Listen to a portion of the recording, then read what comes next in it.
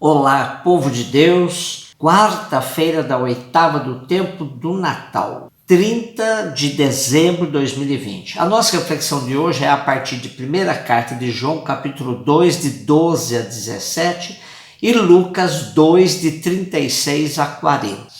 Continuamos a leitura da 1ª carta de João e do texto de hoje. O que é sempre mais explorado é a questão da tríplice concupiscência, a qual João se refere.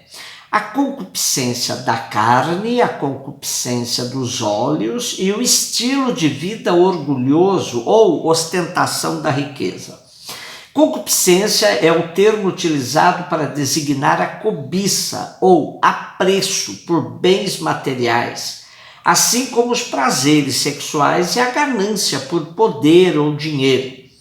São sinônimos de concupiscência no campo da sexualidade. Sensualidade, volúpia, luxúria, lascívia, libidinagem, libertinagem, erotismo, languidez, carnalidade e incontinência.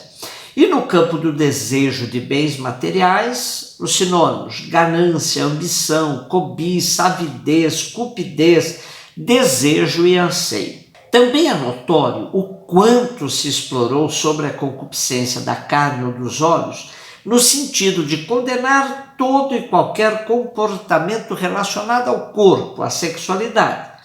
É evidente que há excesso, e um excesso dado a essa questão, a essa dimensão da vida humana. Desde academias às clínicas de estéticas, vivemos quase uma escravidão de busca das aparências para que o corpo atinja uma perfeição aos olhos da moda atual e, por fim, se torne um objeto de desejo. É claro que há um uso sadio também, tanto de academias quanto de clínicas estéticas, ajudando inúmeras pessoas a terem uma vida mais sadia e uma imagem mais harmônica. O problema sempre está nos excessos. Porém, no sentido do nosso texto, a concupiscência está em ceder ao estilo de vida que o mundo nos propõe, em contraposição ao estilo de vida querido por Deus. De fato, João caracteriza duas ofertas de vida. A vida que vem do mundo, marcada por desejos desenfreados, ambição de possuir e autossuficiência da riqueza, e a vida que vem de Deus e que é possuída pela pessoa quando esta põe em prática a vontade de Deus. Como filhos de Deus, perdoados por Ele, somos fortes, vencemos o maligno, diz João. Desta forma, temos condições de escolher a vida que vem do Pai, rejeitar a vida ofertada pelo mundo, que é passageira.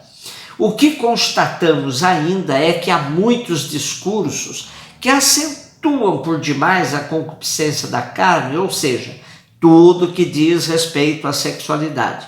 Mas pouco se acentua o desejo desenfreado pelos bens materiais, que resulta em corrupções e desigualdades sociais escandalosas. Precisamos denunciar uma coisa sem esquecer as outras. Contudo, não estamos totalmente livres das seduções, pois o mistério do mal constantemente vive nos assediando. São Paulo diz claramente: sei que em mim, isto é, na minha carne, não habita o bem. E com efeito, o querer está em mim, mas não consigo realizar o bem. Porque não faço o bem que quero, mas o mal que não quero, esse faço. Ora, se faço aquilo que não quero, então já não sou eu que estou agindo, mas o pecado que habita em mim.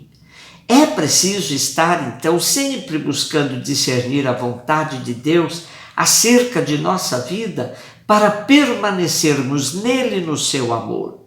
Esse é o projeto de vida sugerido por João aos cristãos no texto de hoje. Lucas 2, de 36 a 40. O trecho de hoje é o final da perícope da apresentação que comentamos no domingo e no dia de ontem. Como tanto insiste o texto no cumprimento da lei, a presença da viúva Ana também serve para esse fim, pois a lei dos Hebreus exigia o testemunho de 2 pessoas para garantir a verdade de um fato. Depois do testemunho do justo Simeão, vem o da pobre viúva Ana. São os justos e pobres que testemunham a presença do Salvador, pois são eles que aguardavam a redenção de Israel. As mulheres sempre foram discriminadas em Israel e, por causa disso, sofriam ainda mais quando ficavam viúvas. Havia também o preconceito por terem perdido o marido, o que acarretava uma derrocada na sua situação social. Viuvez tem um forte viés social na cultura de Israel, e por isso, próximo de quase 100 vezes, a Bíblia se refere às viúvas como carentes dos cuidados dos filhos, netos e, sobretudo, de todos os que praticam a justiça. Precisavam cuidar das viúvas. A profetisa Ana, uma anciã com 84 anos, número bíblico que simboliza a perfeição, resulta de 12 vezes 7, pois está no fim dos seus dias, completando o seu tempo. Ana permaneceu casada por 7 anos e deve ter se casado aos 14 anos de idade, uma idade que era comum para casamento das mulheres. Há quem some esses números: 84 mais 7, que ela ficou casada, mais 14 anos de idade, dando um total de 105 anos. Quem soma isso o faz para relacioná-la com a Judite, a profetisa da tradição hebraica, aquela cujo livro relata a história de uma piedosa viúva, Judite, que sai da cidade cercada e dirige-se ao acampamento do exército inimigo. Com sua beleza, envolve o comandante Holofernes, que se embriaga durante um banquete e tem sua cabeça cortada pela heroína desta história. Conta esta história que Judite morreu com 105 anos. Daí a relação que alguns fazem com a profetisa Ana, somando 84 mais 7 mais 14. Interessante relacionar o último versículo da perícope de hoje com o versículo 52 do mesmo capítulo de Lucas. Pois bem, terminamos hoje dizendo que o menino foi crescendo, ficando forte e cheio de sabedoria. A graça de Deus estava com ele. Porém, o versículo 52 diz: e Jesus ia crescendo em sabedoria, estatura e graça diante de Deus e dos homens. Sobre este crescer na graça, mereceu uma reflexão profunda de Jacques Maritain num de seus livros, Da Graça e da Humanidade de Jesus.